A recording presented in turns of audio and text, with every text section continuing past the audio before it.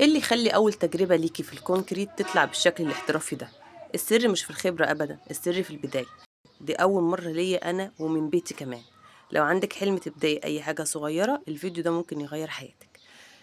تابعي معايا الفيديو للاخر وهتعرفي ايه الحاجة الوحيدة اللي فرقت معايا في الشغل، وايه السر اللي يخلي الشغل يطلع بالشكل اللي انت شفتيه قدامك ده. السلام عليكم ورحمة الله وبركاته. طبعا شفتوا فيديو بتاع المشتريات الخامات اللي انا جبتها للفكرة الجديدة او للمشروع الجديد اللي انا ان شاء الله باذن الله هنتعلمه مع بعض سوا، وهو مشروع الكونكريت. طبعا اول حاجة بتحتاجيها انك بتشتري قوالب. تمام. وعلشان تشتري القوالب مش شرط تشتري القوالب اللي نازلة كلها في السوق، لا خليكي دايما في الحاجة البسيطة الاول السهلة. يعني انا مثلا اشتريت الفازة دي، تمام، اللي هي تدينا الشكل ده، واشتريت قالب المبخرة، واشتريت قالب السكري. بدأت بدول، تمام. فهنشوف بقى مع بعض ازاي احنا آه، نعمل الشغل ده، وازاي هنطلعه ناعم بالشكل اللي انتوا شايفينه ده. الحمد لله. بصوا ما فيهوش اي فراغات او اي نقط يعني اللي بتحصل في الكونكريت. تعالوا نشوف عملناها ازاي.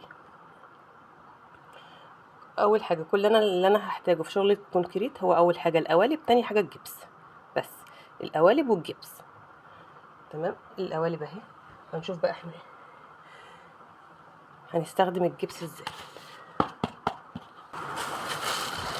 اول حاجه انا احط هنا طبعا كيسه او كده علشان مفيش حاجه تبقى على المكان بتاعي. بحتاج واحد ميه، يعني كوبايه ميه واحده، والمعيار يكون واحد زي كيكه بالظبط. كوبايه ميه واحده قصادها 2 جبس، يعني كوبايه ميه اهي احط قصادها كوبايتين 2 جبس، 2، واضيف واقلب عشان ما يكلكعش مني. طب افضل نوع جبس ايه اللي انا بستخدمه؟ زهرة سينا. تمام. وفي انواع تانية، في نوع كمان هكتبه لكم.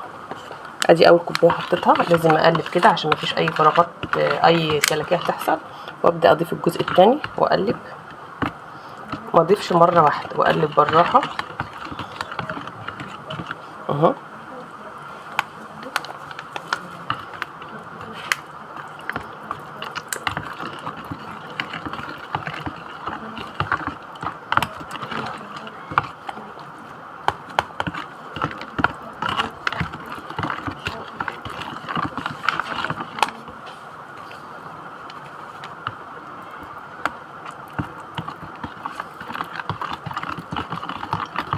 اقلب كويس عشان اي كلاكيع، شايفين الكلاكيع دي احاول ان انا افككها كده اول باول اهو اهو.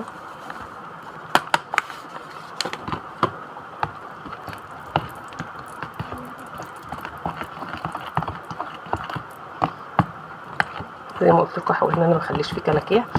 والاسهل في التقليب المضرب بتاع البيض، طبعا عارفينه. انتي بعد كده واحده واحده ابدأي. هاتي خامات، هاتي شفشق مثلا يكون خاص بالصبغ، هاتي مضرب بيض يكون من اللي هو العادي ده، السيليكون او اي حاجه، يكون مضرب قديم عندك ولا حاجه. بصوا بقى، المعلقه دي هي اللي هتفرق معاكي. المعلقه دي هي اللي هتفرق معاكي في ان المعجون يبقى كريمي بالشكل ده. ودي معلقه اسمنت ابيض. تمام. وابدا ان انا اقلب على طول عشان هو بيشك بعدها على طول اهي. دي اهم حاجه، دي معلقه اسمنت ابيض.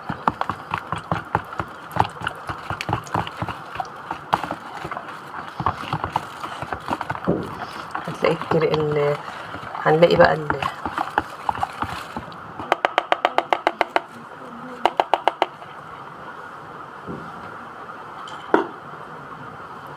ابدا انا بعدها اصب في القوالب بتاعتي اهو. وانا بصب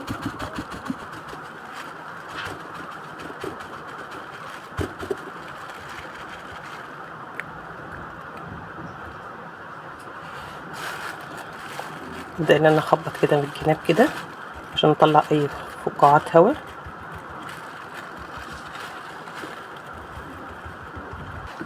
الخليط اللي فاضل ده هبدأ ان انا اصبه هنا، اصب شوية واعمل كده